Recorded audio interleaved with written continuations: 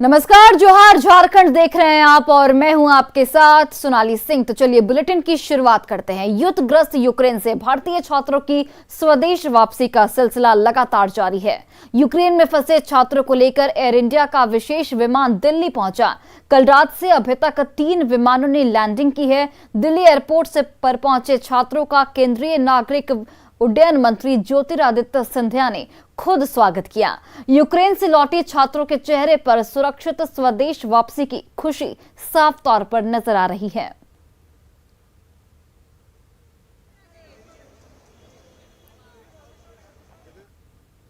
Ukraine से दिल्ली पहुंची flight में झारखंड के भी 4 से 5 छात्र और छात्राएं शामिल रहे। युद्धग्रस्त यूक्रेन से सभी की भारत सरकार ने सुरक्षित वापसी कराई है। अपने देश लौटने के बाद सभी के चेहरे पर खुशी साफ झलक रही थी। दिल्ली पहुंची फ्लाइट में बोकारो की साक्षी सिंह भी शामिल रहीं, जिन्होंने यूक्रेन से दिल्ली आने का अनुभव साझा किया। साथ ही ये भी बताया कि आखिर सारे जहां से अच्छा हिंदुस्तान हमारा क्यों कहा जाता है। साक्षी सिंह से बात की दिल्ली से हमारे सहयोगी शंकर आनंद ने। इस वक्त मैं दिल्ली एयरपोर्ट पे हूँ। यूक्रेन से तमाम जो छात्र आ रहे हैं उनसे विशेष तौर पे बात करते हैं। इस वक्त में साक्षी हमारे साथ में है, जो झारखंड के रहने वाली हैं। साक्षी, मैं जानना चाहता हूँ, सबसे पहले मैं जानना चाहता हूँ, अपने वतन में आने के बाद जो फीलिंग एक्सप्रेशन है उसको आप कैसे बयां करेंगे? बहुत बढ़िया लग रहा है। मतलब अब कैसे भी कहिए, अपना देश अपना होता है। हमें यहाँ उतरने के बाद इतना अच्छा लगा, क्योंकि वहाँ पे सिचुएशन अभी थोड़ी ख़राब है, तो हम लोग बहुत टेंस थे कि हम लोग यहाँ सही से पहुँचेंगे कि नहीं। और हमारे अभी बहुत सारे फ्रेंड अभी यूक्रेन में फंसे हुए हैं, तो अभी उनका भी है कि वो कैसे निकलेंगे। जब आप वहाँ पे बस पे सवार हुई थी जाने के लिए, जब वहाँ पे आपको वहाँ पे कहा जा रहा था अपने साथ में इंडियन फ्लैग्स को रखना है, इंडियन आपने आपको बताई आइडेंटिटी, तो आपको ऐसा फील हुआ उस वक्त सारे जहां से अच्छा हिंदुस्तान हमारा, या और गवर्नमेंट ने इतना अच्छा काम किया है ना, हमें इतने सेफली और इतने कंफर्टेबली तरीके से बाहर निकाला है। और मतलब हमें हल्की सी भी दिक्कत नहीं हुई है। और सारा फ्लाइट का खर्चा, बच्चे ने जितने सामान लेके आए थे सबको लाने दिया है, और मतलब बहुत कंफर्टेबल था सब। साक्षी के चाचा और चाची भी आए हैं। चाची से भी बात करेंगे। इनके चेहरे की मुस्कान जो है वो बन रही है, क्योंकि घर का सदस्य सुरक्षित पहुंचा है। और जिस तरह से यूक्रेन में हालात रहे हैं, आप पूरा परिवार डर और खौफ के साए में थे, लेकिन अब बच्चे को आप देख रहे हैं अपने साथ में, आपकी प्रतिक्रिया? तो जब बच्चे को यहाँ देखे तो हमारी जो मुस्कुराहट है वो मतलब कि आज समझ में आया कि हमारे झंडा का कितना कीमत है।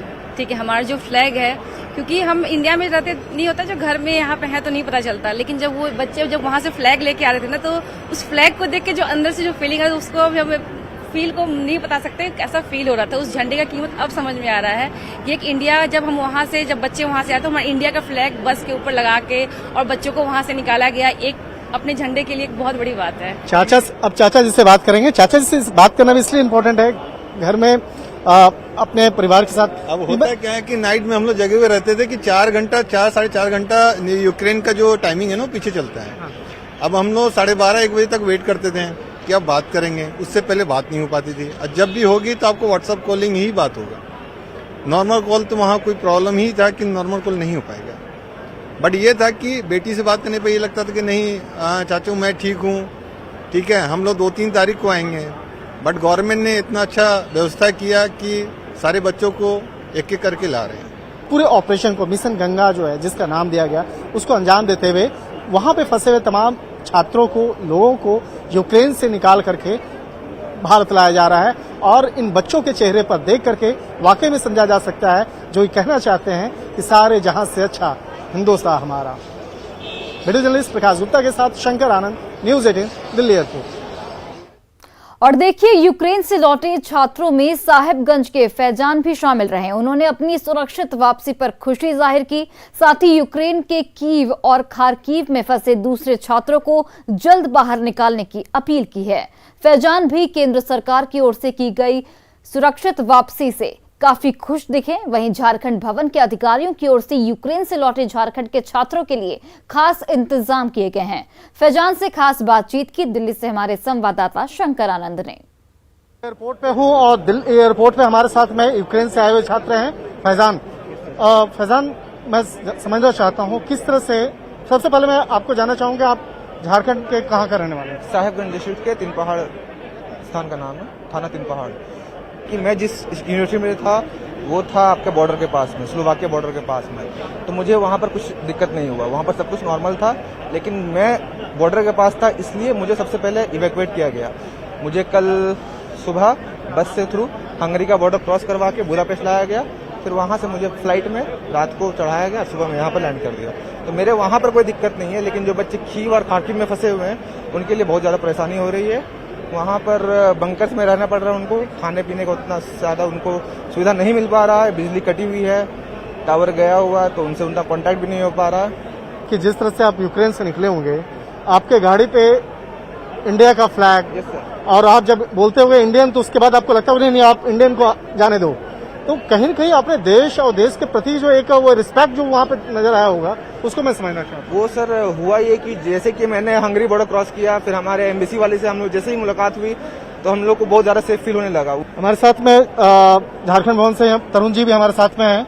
सर, किस तरह की व्यवस्था आप तमाम अपने झारखंड के लोगों के लिए कर रहे हैं? किस तरह से यहाँ से उनको संबंधित स्थान तक भेजने का प्रयास? झारखंड सरकार ने यहाँ रहने की, खाने की सारी व्यवस्था कर रखी है। जो कोई भी छात्र यूक्रेन से आ रहा है उनको झारखंड भवन में रहना, खाना और आगे की जर्नी के लिए जो सुविधा उपलब्ध कराई जाएगी वो सारी झारखंड सरकार की तरफ से हम प्रोवाइड करा रहे हैं। जिस तरह से झारखंड सरकार के द्वारा भी यहाँ पे तमाम एक हेल्पलाइन सेवा स्टार्ट की गई, लोगों को उसके गंतव्य स्थान तक पहुंचाने का प्रयास किया जा रहा है, और बहुत सारे ऐसे युवा हैं जो वहाँ पे पढ़ाई कर रहे थे, उनको आप धीरे धीरे ला करके उसके बाद उनके गंतव्य स्थान तक पहुंचाने का भी काम किया जा रहा है। वीडियो जर्नलिस्ट प्रकाश गुप्ता के साथ शंकर आनंद, न्यूज 18 दिल्ली। रूस और यूक्रेन के बीच चल रहे युद्ध में झारखंड के दुमका के 2 छात्र आदित्य कुमार और अलकाम आदिल भी फंसे हुए हैं। अलकाम आदिल ने बताया कि इंडियन एम्बेसी के द्वारा सभी छात्रों को रोमानिया के बॉर्डर तक ले जाया गया, जहां सैकड़ों की संख्या में छात्र वतन वापसी के लिए लाइन में लगे हुए हैं। संभावना है कि आज फ्लाइट के जरिए उनकी स्वदेश वापसी हो सकती है। वहीं बॉर्डर पर ठंड भी काफी है, जिसे लेकर परेशानियां बढ़ी हुई है। वहीं छात्र आदित्य कुमार ने बताया कि बॉर्डर पर पहले से ही सैकड़ों की संख्या में छात्र पहुंचे हुए हैं, जिससे वहां रहने खाने पीने में काफी दिक्कत हो रही है।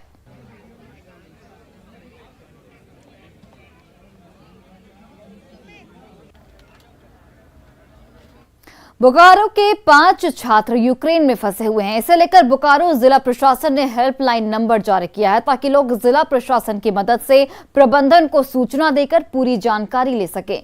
डीसी ने बताया कि राज्य सरकार ने यूक्रेन से आने वाले छात्रों के आने का खर्च वहन करने की बात कही है। बोकारो के जो 5 छात्र यूक्रेन में MBBS की पढ़ाई करने के दौरान फंसे हुए हैं, उनमें सेक्टर 4 की रहने वाली अरुंधति पंडा, सेक्टर 1 की रहने वाली अंशिका श्रीवास्तव, बोकारो थर्मल के रहने वाली साक्षी सिंह, चंद्रपुरा तेलो का पंकज महतो और जैना मोड़ के रहने वाला मननीत सिंह शामिल है। जिला प्रशासन इसमें अपील करता है कि इस समय ये विपत्ति का समय है, किसी प्रकार से पैनिक नहीं करें। आपको कोई भी सूचना अगर मिलती है तो उसको अविलंब जिला प्रशासन के साथ हमारी आपदा प्रबंधन की जो टीम है उसको साझा करें, और उसको राज्य सरकार के माध्यम से, उसमें एम्बेसी के माध्यम से प्रयास किया जा रहा है। और निश्चित तौर पे यथाशीघ्र हम लोग अपने यहाँ से जो बच्चे गए हुए हैं उनको लाने की तरफ हम लोग कदम बढ़ा रहे हैं। और जैसा कि अभी घोषणा हुई है माननीय मुख्यमंत्री जी के स्तर से कि जो लोग लौट रहे हैं उनके आने के लिए जो चार्जेस वगैरह हैं उसको भी सरकार के द्वारा निर्णय लेते हुए आगे की कार्रवाई उसमें की जाए। यूक्रेन में फंसे झारखंड के लोगों की वापसी को लेकर रांची में राज्य अप्रवासी नियंत्रण कक्ष लगातार काम कर रहा है। हर दिन यूक्रेन के साथ साथ राज्य भर से परिजनों के कॉल इस कंट्रोल रूम में आ रहे हैं, जिनके डिटेल्स को एक फॉर्म में भरकर उसे राज्य सरकार और केंद्र सरकार को भेजा जा रहा है। यूक्रेन में फंसे झारखंड के लोग वहां किस तरह की कमी और मुश्किलों का सामना कर रहे हैं, इसकी पूरी जानकारी भी राज्य और केंद्र सरकार को भेजी जा रही है। राज्य कंट्रोल रूम का जायजा लिया न्यूज 18 से हमारे संवाददाता संजय कुमार सिन्हा ने। यूक्रेन में सोवियत सेना जिस तरीके से आगे बढ़ रही है उसको लेकर अपने देश में भी बेचैनी बढ़ती जा रही है। खासकर झारखंड के भी कई छात्र वहां फंसे हैं। इसको लेकर के स्टेट माइग्रेंट कंट्रोल रूम बनाया गया है लेबर डिपार्टमेंट में, और हम इस समय वही मौजूद हैं। जानने की कोशिश करेंगे कि आखिर अब तक कितने कॉल्स आ चुके हैं। आप लोग लगातार जो फ़ोन रिसीव कर रहे हैं, किस किस तरह के कॉल आ रहे हैं? खास अभी तो मेनली उनके पेरेंट्स लोग कॉल कर रहे हैं कि उनके बच्चे लोग वहाँ पे यूक्रेन में फंसे हुए हैं, और यूक्रेन से भी कॉल आ रहे हैं कि हमें मदद चाहिए, पोलैंड का बॉर्डर खुलवा दीजिए सर, कि हम लोग किसी भी तरह से उस साइड चले जाएं, फिर हम लोग अपने घर वापस चले जाएं अच्छे से। जो कॉल यूक्रेन से आ रहे हैं कि जो लोग पोलैंड के बॉर्डर पर पहुंचे हुए हैं, तो आप लोग उनकी मदद किस तरीके से कर रहे हैं? सूचना कहाँ दे रहे हैं? उनकी सूचना हम अपने सारा डाटा एंट्री करवा ले रहे हैं, उसका नाम ले रहे हैं, कौन कॉलेज में पढ़ते उसका भी नाम है, उनका फ़ोन नंबर है, यूक्रेन का भी नंबर है, फिर उनको हम लोग लाइन अप कर रहे हैं, फिर पूछ रहे हैं कि आपके पास खाने पीने की सुविधा है, तो बहुत कम ही के पास खाने पीने की सुविधा है, और फिर हम लोग उनका डाटा बना के सर को दे दे रहे हैं। अच्छा, ये बताइए कि इससे मान लो कि जो जा रही है सूचना आप लोग की ओर से, तो ये सूचना राज्य स्तर पर भी जा रही है कि सेंट्रल को भी भेज रहे हैं? दोनों को शायद भेजा जा रहा है। हाँ, देखिए आपको ये दिखाते हैं कि यहाँ पर जितने भी कॉल्स आ रहे हैं, तो एक फॉर्म में बाकायदा सभी की एंट्री की जा रही है। यूक्रेन आपातकालीन स्थिति, कॉल करने वाले का नाम, फ़ोन नंबर, स्थानीय पता, जिला, तमाम डिटेल्स यहाँ जानकारी भरी जा रही है और तमाम जानकारियों को आगे बढ़ाया जा रहा है। हमारे साथ यहाँ पर टीम लीडर हैं, हम उनसे बात करेंगे कि ये जो राउंड द क्लॉक जो आप लोग यहाँ पर काम कर रहे हैं, तो अब तक कुल कितने कॉल्स आए हैं आप लोगों के पास? अभी तक हम लोग को 100 से ज़्यादा कॉल्स आ रहे हैं। पूरा लैंडलाइन में तो कॉल आ ही रहा है, प्लस हम लोग को व्हाट्सएप में भी मैसेज के थ्रू कॉल्स डिटेल्स आ रहा है। अच्छा, किसी झारखंड के किसी वहाँ छात्र से, किसी फैमिली के वापस घर लौटने की सूचना यहाँ? देखिए, सूचना नहीं मिली है, लेकिन उनसे लगातार बातचीत हो रही है। व्हाट्सएप नंबर उनका परिवार से मिला है हमें, और हम लोग उनसे कंटिन्यूस बात कर रहे हैं, और वहाँ के जो भी सिचुएशंस है उसको समझ रहे हैं, और आगे हम लोग CMO और होम डिपार्टमेंट दोनों को ही बता रहे हैं। अच्छा, कोई ऐसे हों जो यूक्रेन में फंसे हों, कोई फैमिली या छात्र जो है जिसके भारत लौटने या दिल्ली लौटने की कम से कम सूचना आपके पास हो? अभी तक सूचना नहीं है, अभी वेरिफिकेशन चल ही रहा है। कल भी हमें डिस्ट्रिक्ट से हमें लिस्ट मिली है, अभी वेरिफिकेशन चल रहा है। तो अब तक 100 से ज़्यादा कॉल्स यहाँ पर आ चुके हैं। आपको बता दें कि शुक्रवार की रात से ये राज्य अप्रवासी नियंत्रण कक्ष काम करना शुरू किया, जिसके बाद से लगातार देख रहे हैं कि सभी यहाँ पर कर्मचारी लगे हुए हैं। कॉल आ रहे हैं, कॉल को अटेंड किया जा रहा है, सभी की एंट्री की जा रही है, और जैसे जैसे जो परेशानियाँ हैं उन परेशानियों को नोट करके उसे आगे बढ़ाया जा रहा है ताकि उनकी वापसी मुकम्मल हो सके।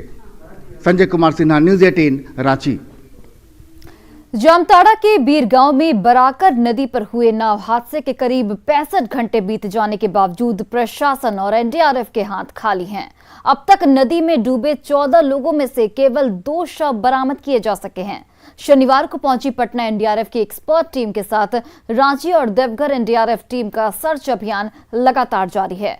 वहीं विधायक इरफान अंसारी भी एनडीआरएफ के अधिकारियों के साथ बचाव कार्य की मॉनिटरिंग में जुटे हैं। वहीं हर गुजरते पल के साथ परिजनों के सब्र का बांध टूटता दिख रहा है। किसी भी तरह की अप्रिय घटना को टालने के लिए पुलिस के साथ आईआरबी के जवानों को भी तैनात किया गया है। इधर थोड़ा डल है, बारिश हो रही है तो उसकी कठिनाई हो रही है, लेकिन मुझे विश्वास है कि आज पूरी टीम को हमने लगा दिया है। यहाँ पर सारे अधिकारी लोग लगे हुए हैं, एनडीआरएफ की टीम है, एक्सपर्ट लोग हैं, पनडुब्बी लोग आए हुए हैं। तो आज कुछ न कुछ लोग कह रहे हैं कि आज जो बॉडी है ऊपर आएगा तो मिल जाएगा, तो प्रयास है कम से कम बॉडी मिल जाए। काफी परिजन लोग हैं, रो रहे हैं, दुहाई दे रहे हैं, भाई निकलवा दीजिए निकलवा दीजिए। तो कैसे हम कैसे करें कुछ? तो आ रहे थे हम लोग लोका में चापे, तो बीच नदी आ गई, तो कहाँ से जो आंधी तूफान आ गया तो उड़ के चला गया एकदम वहाँ तक। एकदम ना भी हाथा भी नहीं काम करता है, कुछ भी नहीं काम करता है, एकदम इतना हवा आ गया। कितने लोग थे? हम कम से कम 18, 19, 20 गो थे। हम लोग नहीं ना गिनते हैं। हाँ। जो आता है चढ़ता है, जो आता है चढ़ता है अपना। आपकी जान कैसे बची? कैसे? हम लोग का पूरा एकदम बीच नदी में गिरा दिया, तो एकदम सब एक ही साथ में सब गिरा दिया, गाड़ी आदमी सब एक ही साथ में। तो इतना उधर हम लोग उतरने लगा। और ज्यादा जानकारी के साथ जामताड़ा से हमारे सहयोगी सुमन भट्टाचार्य फोन लाइन पर जुड़ गए हैं। सुमन, देखिए सवाल यही कि हादसे के करीब 65 घंटे बीत जाने के बाद भी प्रशासन और एनडीआरएफ के हाथ अब तक खाली हैं। वजह क्या है इसके पीछे, क्योंकि 3 टीम एनडीआरएफ की यहाँ पर लगी हुई है? जी, 3 टीम लगी हुई है। पटना एनडीआरएफ इसका नेतृत्व कर रही है, साथ में देवघर और रांची के एनडीआरएफ मौजूद है। लेकिन वजह यह है कि लगातार प्रयास कर रही है लेकिन सफलता नहीं मिला। आज जो है मौसम को जिम्मेवार ठहराया जा रहा है कि मौसम खराब होने के चलते रेस्क्यू ऑपरेशन प्रभावित हो रही है। और ये जो शव अभी बरामद किया गया है, इसे भी स्थानीय लोगों के सहयोग से, जो स्थानीय गोताखोर हैं, नाव चलाते हैं, उनके सहयोग से ही बरामद किया गया है। तो हम कह सकते हैं कि यहाँ पे ज्यादा काम स्थानीय गोताखोर ही कर रही है। और एनडीआरएफ की जो टीम है, 3 टीम आई है, इसका कोई खास परिणाम नहीं देखने को मिल रहा है। सुमन, और कितना वक्त लग सकता है? क्या किसी एनडीआरएफ के किसी अधिकारी से आपकी बातचीत हुई हो? जी, एनडीआरएफ के अधिकारी रेस्क्यू ऑपरेशन में लगे हुए हैं और वो अभी कैमरे के सामने या मीडिया से कोई बात शेयर करना नहीं चाहते हैं। जिला प्रशासन के अधिकारी से बात हो रही है, उनका कहना है कि हम लोग लगातार कार्य कर रहे हैं और लगातार यही प्रयास किया जा रहा है कि जल्द से जल्द सबको निकाला जा सके। इसके लिए अभी जो है एसडीएम साहब स्वयं एनडीआरएफ की टीम के साथ मैथन की ओर निकले हैं, नाव के साथ भ्रमण करना, और वहाँ सर्च अभियान चलाया जा रहा है। ठीक है, चलिए सुमन, बहुत बहुत धन्यवाद तमाम जानकारियों के लिए। और खबर बोकारो से, जहां कसमार प्रखंड स्थित राज्य खाद्य निगम गोदाम से लगभग 2409 क्विंटल अनाज गायब हो गया। इसे लेकर गोमिया विधायक ने उपायुक्त से मामले की जांच किया आग्रह किया है। इस खुलासे के बाद अधिकारियों की नींद उड़ गई है। गायब हुए अनाज का बाजार मूल्य लगभग 50 लाख रुपए बताया जा रहा है। मामले का खुलासा तब हुआ जब इस गोदाम के प्रभारी रहे प्रखंड सहकारिता पदाधिकारी ने प्रतिनियुक्ति किए गए जनसेवक को प्रभार देने से टालमटोल करना शुरू कर दिया। इस मामले के सामने आने के बाद बोकारो के उपायुक्त कुलदीप चौधरी ने 4 सदस्य जांच कमेटी बनाई है, जिसे 48 घंटे के अंदर दोषियों को चिन्हित कर रिपोर्ट सौंपने का निर्देश दिया गया है। चावल गोदाम में शॉर्टेज है, तो निश्चित रूप से कहीं न कहीं यहाँ पर गोदाम में गड़बड़ी हुई है, अनियमितता बरती गई है। अनियमितता तो हुई है, चावल कहाँ चला गया? गरीब का चावल आया, एसएफसी गोदाम से आया, यहाँ पर आया, एजीएम के गोदाम से चावल कहाँ चला गया? कहीं न कहीं चावल गायब किया गया। इसलिए निश्चित रूप से जो भी दोषी है, उपायुक्त ने भी कहा है कि हम कार्रवाई करेंगे, जरूरत पड़ी तो एफआईआर भी दर्ज करेंगे। तो हम लोगों ने बहुत गंभीरता से लिया है। जिला स्तर से हम लोगों ने 3 सदस्यीय एक दल बनाया है, जिसमें एक दंडाधिकारी को प्रतिनियुक्त किया है और जिला आपूर्ति पदाधिकारी और वहाँ के कसमार के क्षेत्रीय पदाधिकारी को रखा गया है और उनको निर्देश दिया है कि पूरे स्टॉक का 48 घंटे के अंदर लोकल टीम को यूज़ करते हुए फिजिकल वेरिफिकेशन करेंगे और जो रिपोर्ट उसके बाद आएगी, उसके बाद संबंधित जो दोषी पदाधिकारी या कर्मी हैं उन पर यथानुसार कार्रवाई की जाएगी। जामताड़ा में विनोद रजक हत्याकांड का मामला मेहजाम पुलिस ने सुलझा लिया है। 21 फरवरी को धोबीपाड़ा में विनोद रजक की गोली मारकर हत्या कर दी गई थी। मेहजाम थाना प्रभारी के नेतृत्व में गठित टीम ने मामले की जांच की, जिसमें गोलीकांड के दोनों अभियुक्तों को गिरफ्तार किया गया। विनोद की हत्या उसके जीजा के भाई ने की थी। पुलिस ने हत्याकांड में इस्तेमाल की गई गाड़ी के साथ ही गोली और पिस्टल को भी बरामद कर लिया है।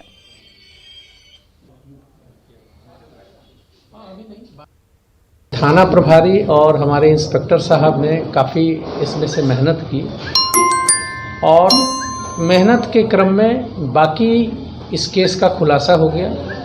इस केस में जिस व्यक्ति ने इसकी हत्या की उसे गिरफ्तार कर लिया गया है और हत्या में जो प्रयुक्त हथियार था उसे भी बरामद कर लिया गया है। और खबर गिरिडीह से, जहां के मुफस्सिल थाना पुलिस के सामने जमीन विवाद में 2 पक्षों के बीच जमकर मारपीट हुई, जिसमें अर्गा घाट निवासी और बीजेपी नेता अशोक केशरी और उनके भतीजे टिंकू केशरी गंभीर रूप से जख्मी हो गए। घायलों के इलाज के लिए सदर अस्पताल भेजा गया है, जहां उनकी स्थिति गंभीर बनी हुई है।